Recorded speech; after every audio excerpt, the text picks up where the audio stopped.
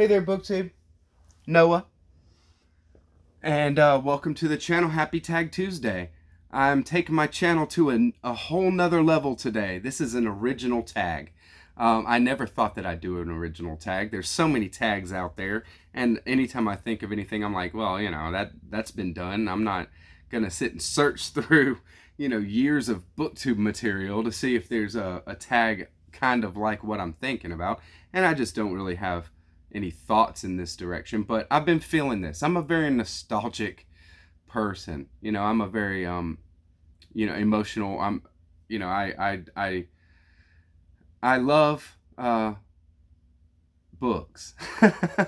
And I love the things that make us nostalgic are not necessarily the texts themselves, but the memories that are associated with those texts. So the more I thought about it, the more I was kind of formulating this, and then it just kind of happened organically. So I'm going to tag a bunch of people. We're going to kick this off. Hopefully y'all enjoy it. I'd love to hear your takes on this, and let's get to it. The book nostalgia tag: exploring books you love and have memories associated with it that have been formative to you as a reader.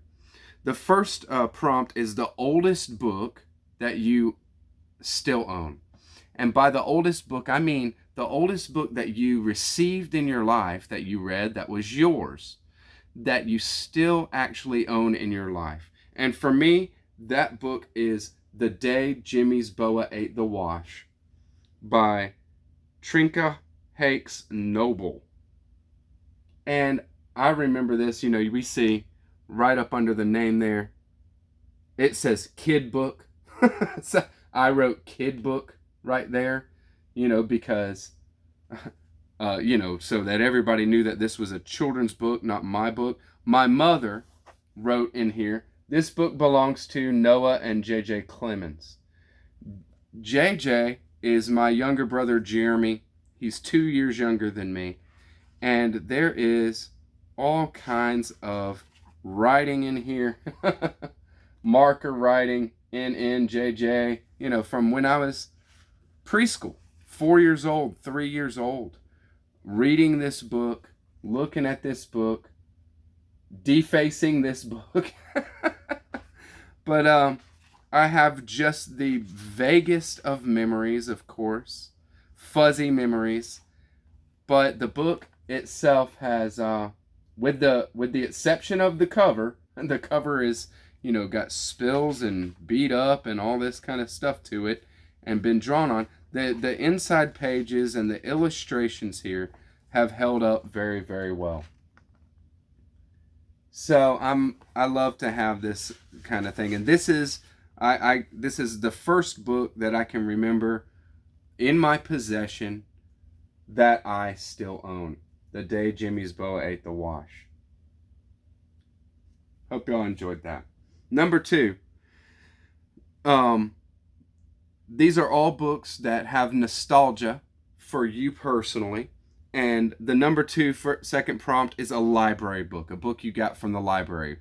And one of the first books that I got from the library, it was the school library, that I love, that I've gotten a copy now later in life, is Why Does Everyone Think I'm Nutty by James Lincoln Collier. This is a book that I read and did a report on, maybe second grade, third grade. And it is a very fun fantasy, historical fantasy. This boy finds like a portal and goes through the portal and ends up in like medieval times. It is a chapter book, but it's a young reader's chapter book. And I loved it. It's a lot of action. It's a lot of, kind of historical points to it.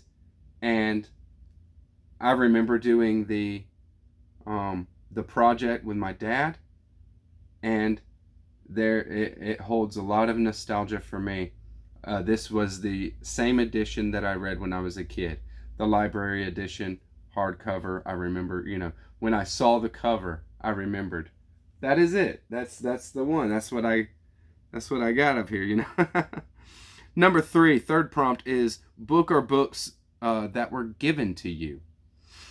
Um, the first books that were given to me, I was very young as well, second grade, third grade, something like that, and that was Ursula K. Le Guin's Earthsea trilogy.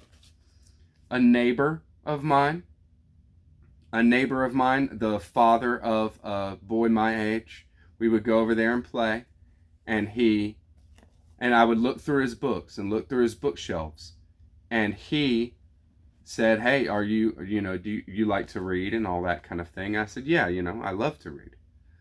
He goes, "Well, have these books," and he gave me these exact books. This is the editions. These are the actual books that he gave me, and I read them, and I loved them, and I was off on the fantasy, right? And it was very cool. So that's a neighbor of mine is the nostalgia from that, and just loving that. Number four, book or books that were recommended to you.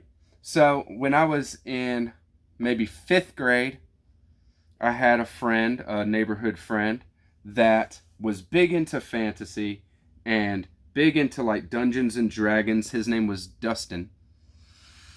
And he turned me on to the Dragonlance Chronicles, and just told me, you should get them and read them. They're awesome. And so I did. These are the exact ones that I got, and they were awesome. There's it's a band of characters. It's basically a Dungeons and Dragons game put into book form, and it's very, very entertaining.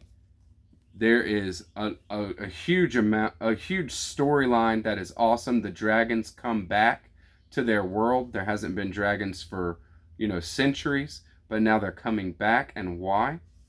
And then we have an element of like tragedy. There's a lot of stuff going on in the Dragonlance Chronicles, and after that, again, a recommendation from the same friend is the Forgotten Realms, R.A. Salvatore Dritz de Erden Dark Elf trilogy. This is a very, very fun read. The Dark Elves are like evil elves that live underground. They live for a very long time, and they have their own magic and all that kind of thing. And Dritz is one that is not evil. He's not evil in his own self, and he doesn't really relate to the other dark elves. And so this is the same series editions that I read, but it's not these exact books. I have gotten these again later in life. I don't know what happened to the original ones. Maybe I read them from the library or something like that. But a very cool and nostalgic series for me. Number five, book or books that you buddy read. So some of the first books that I buddy read is books that I read with my mother. Me and my mom read Stephen King and read all kinds of things when we were young. And I got into reading. And when she said, this book is great, you should read it, and vice versa, we did that. And two of the books that were extremely fun reads, awesome reads that have stuck with me my whole life since then, and me and my mom will still touch on, is Swan Song by Robert R. McCammon. This is an awesome apocalyptic tale of nuclear war and the aftermath, with very supernatural elements to it. A very, very fun read. And this is the same edition that I read when I was a kid with my mother. That book had since fallen apart, and I haven't owned it for like 10 years or more, maybe 20 years. And then I bought this copy, just to have, especially to have the same edition that I read when I was a kid. And then the other one, and this book was also falling apart and broken, but I had kept it. And then I came across this hardcover edition in a used bookstore maybe a couple of months ago. And it's The Reincarnation of Peter Proud by Max Ehrlich. This is a very cool book. It was made into a movie back in the day. I was too young to watch it, and I didn't care. I've never seen the movie, but this was made into a movie. It was a popular thing like that. But me and my mother read this book. It's a cool cover, huh? We read this book. We talked about it. It really affected our reading life together. So that prompt, the nostalgia comes from the buddy that you're reading with. In my case, my mother. Number 6, book or books that you got turned on to by school. So these are books that, were read in school, and I just thought, that's an amazing book. I need more of that kind of thing. And the first one in that, I'm going to show a couple. One is To Kill a Mockingbird by Harper Lee. This was such an awesome read when I first read it, and then watching the movie along with it and just being like, whoa, and I'm a Southern boy. I live here in Georgia. This really blew my mind and took me to a place of real book love when I came in contact with To Kill a Mockingbird in school. And then in high school, the thing that I always remember is reading Dantes Inferno.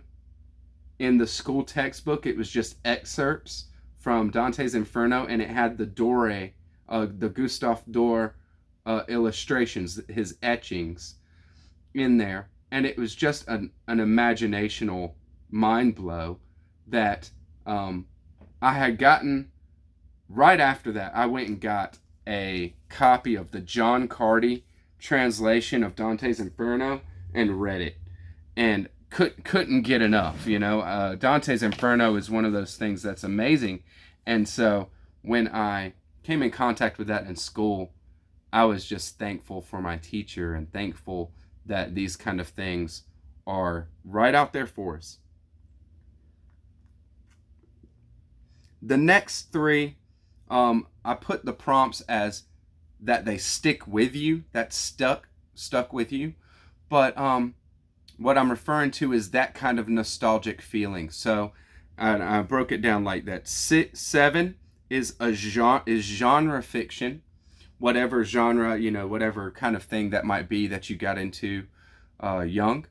What genre fiction stuck with you and gives you that all those feels, right? And one, I probably read it in high school. Is Norman Spinrad's Agent of Chaos. I was big into sci-fi, reading a bunch of sci-fi at that point, and this book is amazing. And this is the actual copy that I read. I haven't gotten another copy of it or anything. This old school paperback. Norman Spinrad's Agent of Chaos. It is set in a future solar system. Humans have populated every planet in our solar system and not gone outside of our solar system. So there's just our planets that we know of that have human beings living on them in varying degrees of comfort, right? And the whole human race is ruled over by a kind of a tyrannical government that is very strict, very imposing, and has total control. They have technology and systems in place that are very, very constrictive. There is the Democratic League, another very small, inept offshoot of human government that actually has no power, no say over anything, and they are basically living in the New York City subway system, just wanting to affect change and totally inept and no way to do it. And then there is the Agents of Chaos. That is this kind of guerrilla group that nobody knows who's in or who's not, and what their plan are, what their motivations really are, but they actually have um, a lot of ideas, okay, that are being put out there. It's a very cool book. I remember it fondly, and then uh, other genre fiction. Now, see, this is the kind of thing, a genre fiction that I was reading genre. A lot of horror, uh, supernatural horror, uh, fantasy, sci-fi. I love that stuff. That's what I was reading as a younger reader. And then I got Edgar Allan Poe. So here is my complete tales and poems of Edgar Allan Poe. I didn't read, most of what I'm going to talk about from this book. I got this later in life because I wanted to have it all. But I would read, whatever I could get my hands on. Fall of the House of Usher, things like The Gold Bug. I loved this kind of thing. The Purloined Letter. It just goes on and on. So many poems, amazing poems. Of course, The Raven, things like that. That when I read them, I was like, this is on another level. It is genre that actually goes to a level of like literature. It was very, very awesome, and I remember reading these kind of things and just being so affected by things like The Raven, things like Fall of the House of Usher, Cask of Amontillado, The Telltale Heart, those amazing stories that are just so creepy, but so well written and well told that they stuck with me for a long time. Number 8, literary works that stuck with you in this kind of way. Literary works that, inspire all the feels. And I'll just touch on, because I gotta say it. One of the literary fiction that really just blew my mind open as to what writing can do is Slaughterhouse-Five by Kurt Vonnegut. I mean, for real. If you haven't read this book, read it. It is sci-fi. It is a time travel story, but it is anything but genre sci-fi and a time travel story. This thing is amazing. It's an anti-war book, in a way. It's sci-fi in a way. It is amazing, and it is mind-blowing. This was recommended to me by a friend. I read it, and I was eternally grateful for it. It's an amazing work. The next is Thomas Pynchon's V. This showed me what a book could do, and what a book could, just an amazing, epic ambition. What an ambition this book has. And this is his first novel. This is one of the most ambitious first novels, probably the most ambitious first novel that I've ever read. And it's very, very entertaining and fun, just like all Thomas Pynchon, and completely crazy. I mean, it's totally crazy. And Thomas Pynchon stuff, crazy, paranoid, conspiracy-ridden, all that is, hallmarks of Thomas Pynchon. And last, for literary works that give me all the feels, is Gabriel Garcia Marquez, 100 Years of Solitude. When I read this book, I went through all the feelings. Love, elation, anger, sadness, unbelievable sadness. 100 Years of Solitude is an amazing magical realism that is unparalleled. And why this gives me all the feels, it is for the fact that me going through it and reading it was such an experience.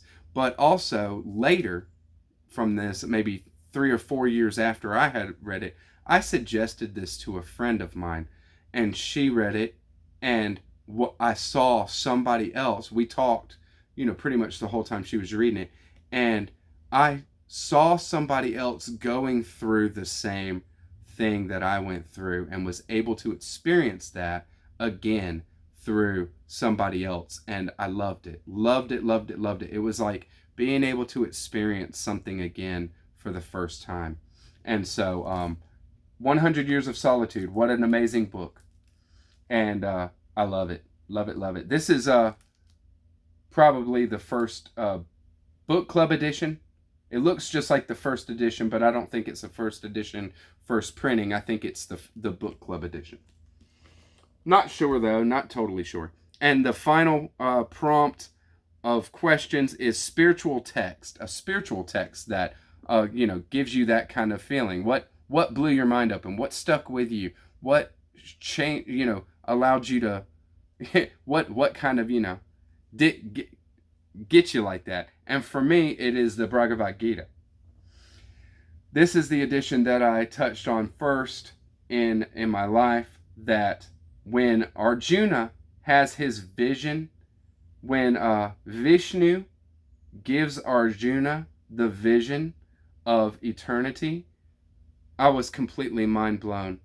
And up until that point was loving the story. We're on a battlefield. The spiritual battle is on. The spiritual battlefield is set on all sides. And God shows up and is talking to one of the warriors, and they have this discussion over what it means to be. What it means to be, and it's just so good. Such a classic of spiritual literature, an amazing work. But when you get to that point where Arjuna is shown eternity, you can't describe anymore. I can't describe it at all. It's indescribable for sure. So an amazing work. And thank you very much for this booktube. I'm number 10 is tag some readers. So all these prompts are obviously subjective, based on your reading life. So I would say feel free to augment these prompts, and feel free to add a prompt. If a prompt doesn't quite fit you, see why it doesn't fit you, and change the prompt a little bit. Because these kind of things, like I said, the things that bring us joy of reading and the nostalgia is very subjective. And I'm going to go ahead and tag a bunch of people. I want to see everybody do this. I want to see everybody's, the books that give them all the feels like that. But I tried to pick a representative of different groups here on BookTube and stuff that so everybody will have people to tag and stuff like that.